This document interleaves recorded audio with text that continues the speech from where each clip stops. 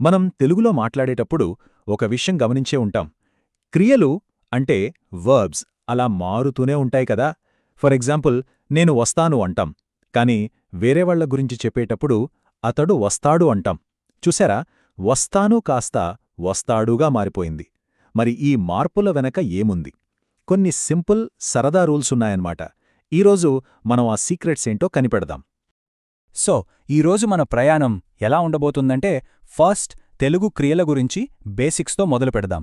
తర్వాత ఆ పని ఎవరు చేస్తున్నారు అంటే కర్త ఎవరు అనేదాన్ని బట్టి క్రియ ఎలా మారుతుందో చూద్దాం. ఆ తర్వాత జెండర్, నంబర్ అంటే లింగం, వచనం, వీటి ప్రభావం ఏంటో తెలుసుకుందాం. నెక్స్ట్ టైం అంటే టెన్స్ని బట్టి మార్పులేంటో గమనిద్దాం. ఇక ఫైనల్గా ఇవన్నీ కలిపి ఒకే చోట ఎలా పనిచేస్తాయో చూసేద్దాం. ఓకే, ముందుగా మనం గుర్తుపెట్టుకోవాల్సిన ఒకే ఒక ముఖ్యమైన విషయమేంటంటే, తెలుగులో క్రియలు అనేవి అంటే వర్బ్స్ అవి ఫిక్స్డ్గా ఉండవన్నమాట. ఒకే పదం రకరకాలుగా మారిపోతూ ఉంటుంది. ఎవరు మాట్లాడుతున్నారు, ఎప్పుడు మాట్లాడుతున్నారు, వీటిని బట్టే ఆ మార్పు. నిజానికి ఇదే మన భాషను ఇంత ఖచ్చితంగా, అందంగా తయారుచేస్తుంది. సరే, అసలు ప్రశ్న ఏంటంటే, క్రియలు ఎందుకు మారాలి? ఎందుకు ఒకేలా ఉండవు? దీనికి సమాధానం చాలా సింపుల్. రెండే రెండు కారణాలు. ఒకటి, పనిచేసేది ఎవరు, దీన్నే మనం కర్త అంటాం. రెండు, ఆ పని ఎప్పుడు జరుగుతోంది అంటే కాలం. బేసిక్గా ఈ రెండింటిని బట్టే మొత్తం కథ నడుస్తుంది. ఓకే, ఆ రెండు కారణాల్లో మొదటిది చూద్దాం. అంటే కర్త ఎవరో, పనిచేసే వ్యక్తిని బట్టి క్రియ ఎలా మారుతుంది అనేది. ముఖ్యంగా ఫస్ట్ పర్సన్ గురించి మాట్లాడుకుందాం. అంటే నేను లేదా మేము అని చెప్పినప్పుడు వర్బ్ ఎండింగ్ ఎలా ఉంటుందో గమనిద్దాం. రండి, ఇక్కడ ఒక ఉదాహరణ చూడండి. నేను పొద్దున్నే లేస్తాను. ఈ వాక్యంలో లేస్తాను అనే పదం చివర ఏముందో గమనించండి. తాను అని ఉంది. ఎందుకలా? ఎందుకంటే ఇక్కడ కర్త నేను. సో ఇక్కడే మనకు మొదటి క్లూ దొరికింది. ఈ ప్యాటర్న్ని ఇంకా క్లియర్గా చూద్దాం. ఈ టేబుల్ చూడండి. కర్త నేను అయినప్పుడు క్రియ చివర తాను వస్తుంది. ఎగ్జాంపుల్, నేను బట్టలు కొంటాను. అదే కర్త మేము అయితే అంటే ప్లూరల్, అప్పుడు తాము వస్తుంది. మేము మెల్లగా నడుస్తాము. చూసారా ఎంత సింపుల్ ప్యాటర్న్ ఇది? తాను కాస్త తాముగా మారిందంతే. సరే, ఫస్ట్ పర్సన్ నేను మేము చాలా ఈజీగా ఉంది కదా. ఇప్పుడు కొంచెం నెక్స్ట్ లెవెల్కి వెళ్దాం. అంటే థర్డ్ పర్సన్ అతడు, ఆమె, వారు లాంటివి. ఇక్కడే అసలు మజా ఉంటుంది. ఎందుకంటే ఇక్కడ క్రియ కేవలం సింగులరా, ప్లూరలా అని మాత్రమే కాదు, జెండర్ను కూడా చెప్పేస్తుంది. అంటే ఆ పని చేసింది మగవాళ్లా లేక ఆడవాళ్లా అనేది కూడా వర్బ్ చూస్తే తెలిసిపోతుంది. ఇది మన భాషలో ఉన్న ఒక స్పెషాలిటీ. ఉదాహరణకు ఈ వాక్యం చూడండి. ఆమె బాగా నవ్వుతోంది. ఇక్కడ ఆమె అనేది సబ్జెక్ట్. దానికి తగ్గట్టుగా వెర్బ్ ఎలా ముగిసిందో చూడండి. నవ్వుతోంది. ఆ చివర ఉన్న తొంది అనే సౌండే మనకు చెప్పేస్తోంది ఆ నవ్వుతున్నది ఒక స్త్రీ అని. దీన్ని ఇంకాస్త వివరంగా చూద్దాం. ఈ టేబుల్ చూస్తే మీకు మొత్తం క్లారిటీ వచ్చేస్తుంది.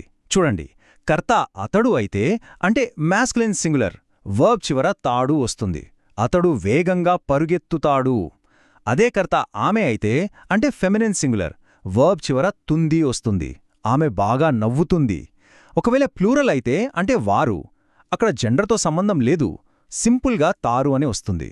వారు కూరగాయలు అమ్ముతారు. సో తాడు, తుంది, తారు, ఈ మూడు గుర్తుపెట్టుకుంటే చాలు.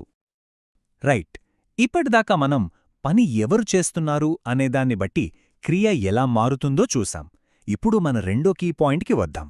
అదేంటంటే పని ఎప్పుడు జరుగుతోంది అంటే టెన్స్. ఈ సమయం కూడా వర్బ్ని ఎలా మారుస్తుందో ఇప్పుడు చూద్దాం. తెలుగులో ముఖ్యంగా రెండు రకాల టెన్స్లను పోల్చి చూద్దాం. ఒకటి హ్యాబిచువల్ లేదా ఫ్యూచర్ టెన్స్, అంటే రెగ్యులర్గా చేసే పనులు లేదా జరగబోయే పనులు. ఉదాహరణకు, అతడు పరుగెత్తుతాడు అంటే అది తన అలవాటు కావచ్చు, లేదా భవిష్యత్తులో పరుగెత్తుతాడు అని కూడా అర్థం రావచ్చు. ఇక రెండోది ప్రెజెంట్ కంటిన్యూయస్ టెన్స్, అంటే యాక్షన్ ఇప్పుడు ఈ క్షణం జరుగుతోంది. ఎగ్జాంపుల్, బాబు ఏడుస్తున్నాడు. ఇక్కడ మధ్యలో వచ్చిన ఆ స్తున్నా అనే సౌండే మ్యాజిక్. ఆ పని ఇప్పుడు జరుగుతోంది అనడానికి అదే గుర్తు. ఇక టెన్సెస్ పక్కన పెడితే ఇంకో సింపుల్ ఫామ్ ఉంది. అదే ఆజ్ఞార్థకం లేదా ఇంపరేటివ్. సింపుల్గా చెప్పాలంటే కమాండ్స్. ఎవరినైనా ఒక పని చెయ్యి అని చెప్పడానికి వాడేది. దీని స్పెషాలిటీ ఏంటంటే ఇది వర్బ్ యొక్క బేస్ ఫామ్ లేదా రూట్ ఫామ్ అన్నమాట. చాలా సింపుల్గా ఉంటుంది. కమాండ్స్ ఇవ్వడంలో కూడా 2 రకాలున్నాయి, పాజిటివ్ కమాండ్, నెగటివ్ కమాండ్. ఒక పని చెయ్యమని చెప్పాలంటే జస్ట్ ఆ వర్బ్ రూట్ ఫామ్ వాడితే చాలు.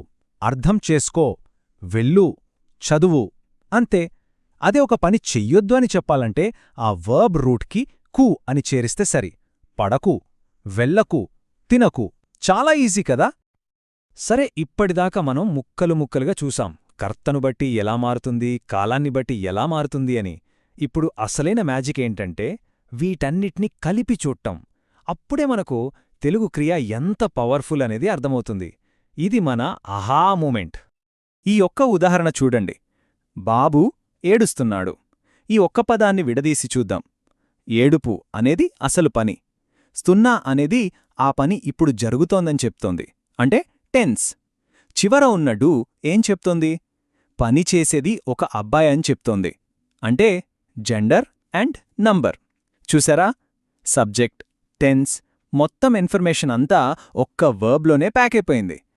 సో ఫైనల్గా మనం ఏం నేర్చుకున్నాం? సింపుల్గా చెప్పాలంటే కొన్ని కీ టేక్అవేస్. 1, వర్బ్ అనేది సబ్జెక్ట్ని బట్టి మారుతుంది, అంటే పర్సన్, జెండర్, నంబర్. 2, వర్బ్ అనేది టెన్స్ని బట్టి కూడా మారుతుంది, అంటే పని ఎప్పుడు జరుగుతోంది అనే దాన్ని బట్టి. 3, కమాండ్స్ ఇవ్వడానికి వర్బ్ యొక్క సింపుల్ రూట్ ఫామ్ వాడతాం. ఈ సింపుల్ రూల్సే మన భాషలో కమ్యూనికేషన్ ఎంత ఎఫిషియెంట్గా, ప్రెసైజ్గా చేస్తాయి. చివరిగా ఒక విషయం ఆలోచించండి. ఈ రూల్స్ అన్నీ భాషకు ఎంత క్లారిటీనిస్తున్నాయో కదా. మనం వేరేగా అతడు అని, ఇప్పుడు అని చెప్పాల్సిన అవసరం లేకుండానే ఒక్క క్రియపదాన్ని వినగానే ఆ పని ఎవరు చేస్తున్నారు, ఎప్పుడు చేస్తున్నారు అనే పూర్తి ఇన్ఫర్మేషన్ మన బ్రెయిన్కి చేరిపోతుంది. ఇది మన భాష నిర్మాణంలో ఉన్న గొప్పతనం కాదా?